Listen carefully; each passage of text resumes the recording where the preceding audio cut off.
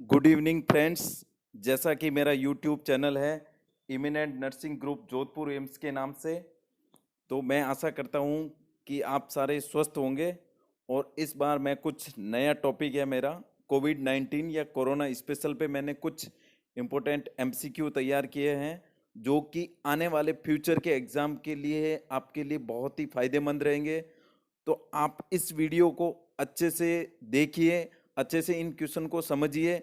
आप एक नोटबुक लेके उसमें नोट भी कर सकते हैं क्योंकि ये आने वाले एग्जाम के लिए बहुत ही इम्पोर्टेंट है।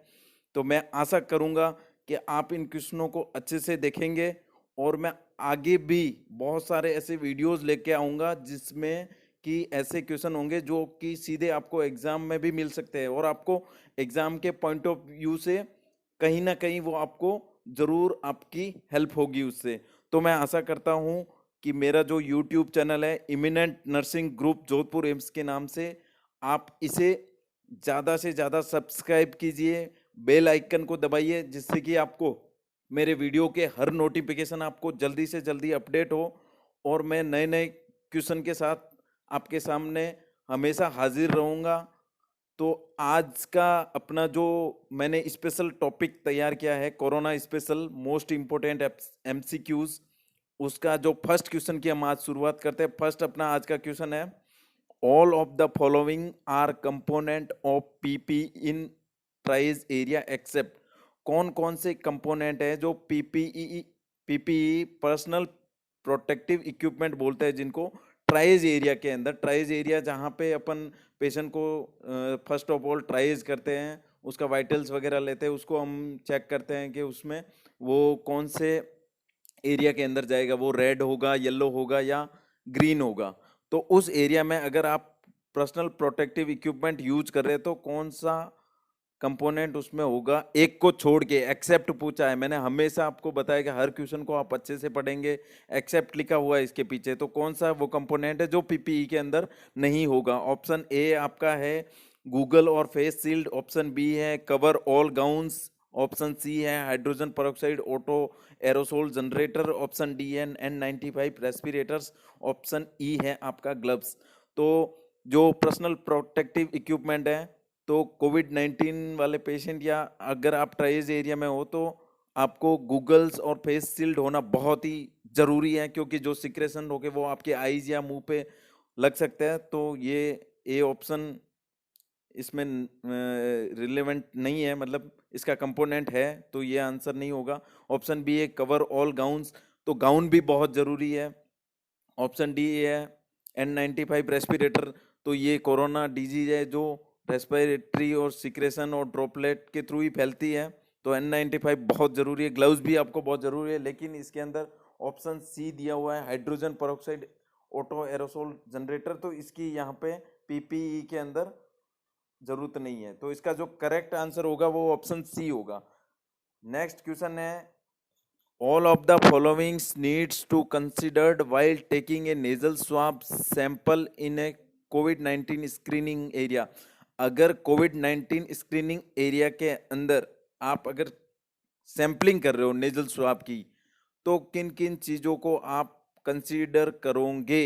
एक्सेप्ट एक को छोड़ के आप किन सबको कंसीडर करोगे। Option A, all samples vial should be correctly label and send to testing centre on ice pack.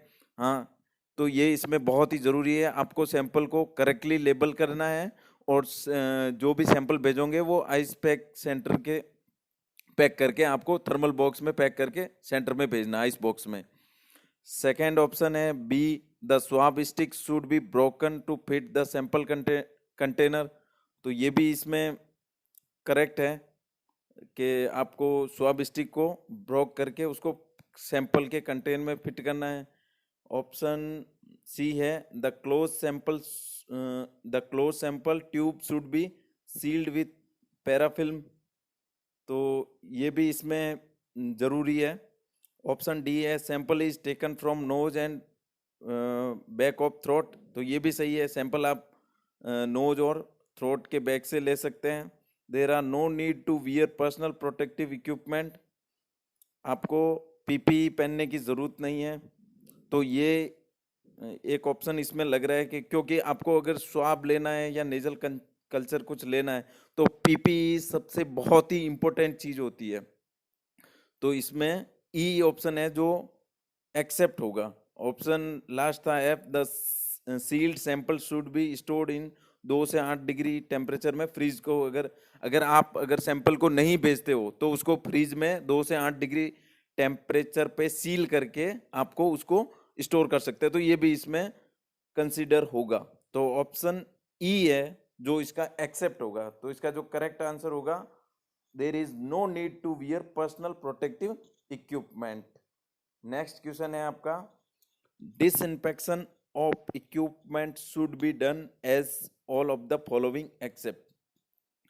आप इक्विपमेंट का डिसइंफेक्शन कब मतलब करोगे, एक्सेप्ट एक को छोड़ के, मतलब कौन सा इसमें से है जो डिसइंफेक्शन इक्विपमेंट के फॉलोइंग में से नहीं होगा। Option A at the end of the day, option B है should be done once even if it is not used, option C with 1% hydrochloride और 70% alcohol based solution after each contact.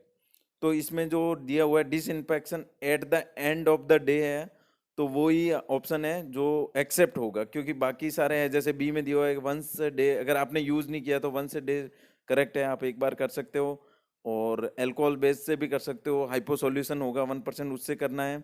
और after each patient contact, अगर आपको किसी भी patient को contact किया है तो आफ्टर उसको आपको डिसइंफेक्ट करना है। तो इसका जो करेक्ट आंसर होगा वो होगा option A at the end of the day.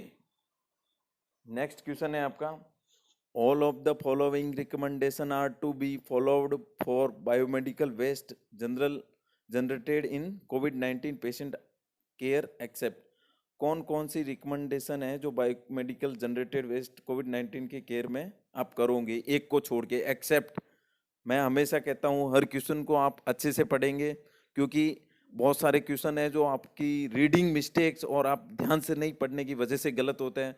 और क्या पता एक एक क्वेश्चन आपके लिए बहुत ही, आजकल का टाइमिंग बहुत ही है कि आपको एक एक क्वेश्चन पे मेरिट बन रही है, तो आपको हर क्वेश्चन को अच्छे से पढ़ना है, उसके एक्सेप्ट को पकड़ना है और चलना है। तो इसके जो ऑप्शन है, ऑप्शन ए है अ लेबल कोविड-19 वेस्ट ऑन आउटसाइड। तो कोविड-19 के जो वेस्ट है उसके आउटसाइड पे आपको लेबल करना है, बिल्कुल। डबल बैगिंग, ऑप्शन सी है appropriate coloured code bag, all go in black bag and then incinerated, option last option है containers bin should be decontaminated with hypochloride solution. तो जो ये कहना चाह रहा है कि जनरली जो आप कोविड-19 के पेशेंट में जो बायोमेडिकल वेस्ट करोगे तो कौन कौन सी रिकमेंडेशन फॉलो करोगे एक को छोड़ के। तो बाहर लेबल होना बहुत ज़रूरी है, डबल बैगिंग होना बहुत ज़रूरी है, अप्रोप्रिएट कलर कोडिंग भी बहुत ज़रूरी है, लेकिन सारे all go in black bag then इंसिनरेटेड, ये ऑप्शन इससे एक्सेप्ट है, क्योंकि सारे बैग ब्लैक में नहीं जाएंगे और इंसिनरेट नहीं होंगे। तो option D is correct answer. Next question है आपका, the disinfection of deceased Covid patient rooms and linen should be done one of the following. जो कोविड-19 के रूम के अंदर जो लिनन है उसका डिसइंफेक्शन के लिए, उसको कम करने के लिए आप कौन सा मतलब फॉलोइंग्स यूज करोगे। Option A alcohol, option B plain water, option C only leave door and windows open is enough, option D है 1% bleach with minimum contact time of 30 minute. तो इसका जो आपको कोविड-19 के पेशेंट को डिसइंफेक्शन के लिए आप 1% ब्लीच या हाइपोक्लोराइड सॉल्यूशन यूज करेंगे with minimum contact of 13 minute. Option D is correct.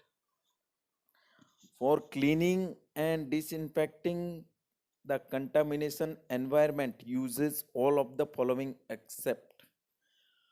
Environment जो कि कंटामिनेटेड है उसको क्लीन और डिसइंफेक्टेंट करने के लिए आप किन किन चीजों को फॉलो करोगे एक्सेप्ट एक को छोड़ के। Option A 70% isopropyl alcohol, option B soap and water, option C 1% hydrogen peroxide solution as aerosol, option D 1% hypochloride solution, option E है 70% ऑप्शन। तो इसमें मोस्ट ऑफ जो ऑप्शन दे रखे हैं वो केमिकल बेस्ड डिसइंफेक्टेंट है, जैसे 70% एल्कोहल हो गया, 1% हाइड्रोक्लोराइड हो गया, 1% हाइपोक्लोराइड सोलन, 70%। लेकिन सोप एंड वाटर के थ्रू आप एनवायरनमेंट को डिकंटामिनेशन नहीं कर सकते हैं। तो इसका जो करेक्ट आंसर होगा वो होगा option B, soap and water. Next question है, if the rapid antigen body based blood test on a sample taken from screening in patient suspects to have a covid-19 is negative, next step one of the following. अगर आपको लग रहा है कि कोई कोविड-19 का suspected patient है और आप उसके अंदर rapid antigen based blood test कर रहे हो, अगर उसका रिजल्ट है जो नेगेटिव आता है, तो आपका नेक्स्ट स्टेप क्या रहेगा? ऑप्शन ए है RTPCR based test, option B है recommended quarantine for 14 days, option C है do test again after 10 days, option D no quarantine recommendation. अगर आपको सस्पेक्ट लग रहा है, उसमें सिम्टम्स भी है, और अगर आपका टेस्ट भी नेगेटिव है लेकिन उसमें सिम्टम है, आप अगर उसमें सस्पेक्ट कर रहे हो, तो उसमें दोबारा टेस्ट करने की जरूरत नहीं है। उसको आपको एक्चुअल में वो कैरियर का रूप भी हो सकता है, क्योंकि एसिम्टोमेटिक होगा उसमें, लेकिन आपको सस्पेक्ट लग रहा है, तो आप उसको फॉलो करेंगे उसको कि उसको नेक्स्ट 14 डेज तक आप उसको क्वारंटाइन रख सकते हो, ताकि वो नेक्स्ट फर्दर इन्फेक्शन नहीं फैलाए। तो इसका जो करेक्ट आंसर होगा वो होगा option B, recommendation quarantine for 14 days. Next question है आपका, for preparing the designated area for isolation of all of the following are essential. आपको डेजिग्नेटेड एरिया के लिए प्रिपेयर किया आइसोलेशन के लिए, तो कौन सा फॉलो मतलब आप एसेंशियल फॉलोइंग करेंगे, एक को छोड़ के एक्सेप्ट। ऑप्शन ए है hand hygiene before donning and after doffing individual PPE, option B है the cleansing staff should be PPE and should not touch their nose etc after donning the PPE. The area should be sealed off. Our last option है disinfection should be done with spray in high contaminated area. तो इसमें ये बता रहा है कि अगर आपको आइसोलेशन में डेजिग्नेटेड एरिया में प्रिपेयर के लिए रखा है, तो कौन कौन सी चीज़ें एसेंशियल होगी, एक को छोड़ के एक्सेप्ट पूछा है। तो इसमें हैंड हाइजीन बहुत ही ज़रूरी है, डोनिंग हो डॉपिंग के, अगर डोनिंग कर रहे हो तो भी आपको हैंड हाइजीन करनी है पहले, और डॉपिंग के बाद में भी आपको करनी है, बिल्कुल सही है। क्लींजिंग स्टाफ है जो पीपीई के साथ में आपको कोई भी अगर टच नहीं करना है नोज वगैरह को, डोनिंग और आफ्टर डोपिंग दोनों के time. All area should be sealed off, सारे एरिया है वो सील्ड होना चाहिए, बहुत जरूरी है।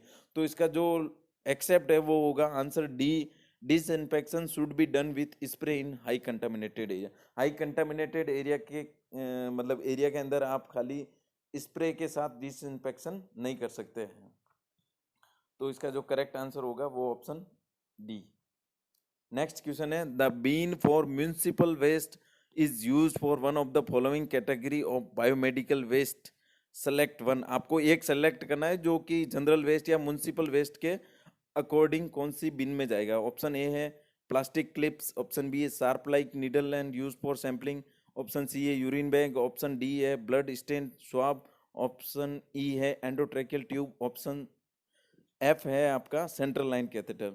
तो इसके अंदर sharp needle, urine bag, blood contain swab, endotracheal tubes, central line catheter, ये सारे जनरल वेस्ट में काउंट नहीं होंगे। तो एक ही ऑप्शन इसमें बनता है प्लास्टिक क्लिप, जो कि म्युनिसिपल वेस्ट या जनरल वेस्ट में आएगा। तो option A is correct answer.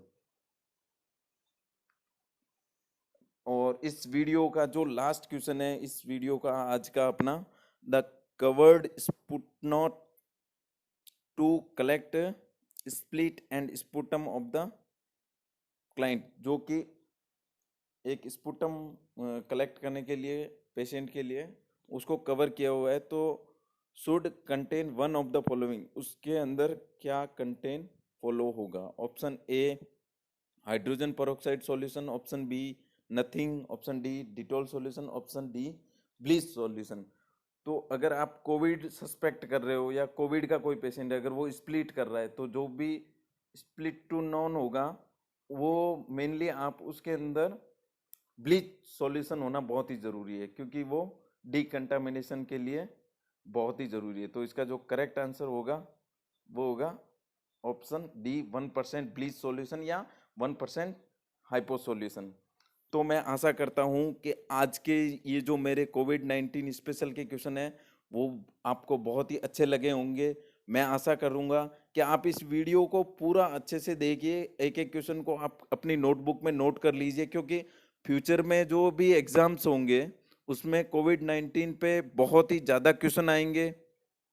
Specially इसी से अपना देश आज प्रॉब्लम में जूझ रहा है, बहुत सारी समस्याएं आ रही है। तो मैं आशा करूंगा कि हम सब स्वस्थ रहे, सब ध्यान रखें, हैंड हाइजीन, सोशल डिस्टेंसिंग वगैरह का। तो मैं आगे भी ऐसे बहुत सारे वीडियोस लेके आऊँगा कोरोना स्पेशल पे, जिसमें बहुत ही इम्पोर्टेंट इम्पोर्टेंट क्वेश्चन होंगे, जो कि आपको एग्जाम पर्पज से बहुत ही इम्पोर्टेंट होंगे। तो मैं आशा करता हूँ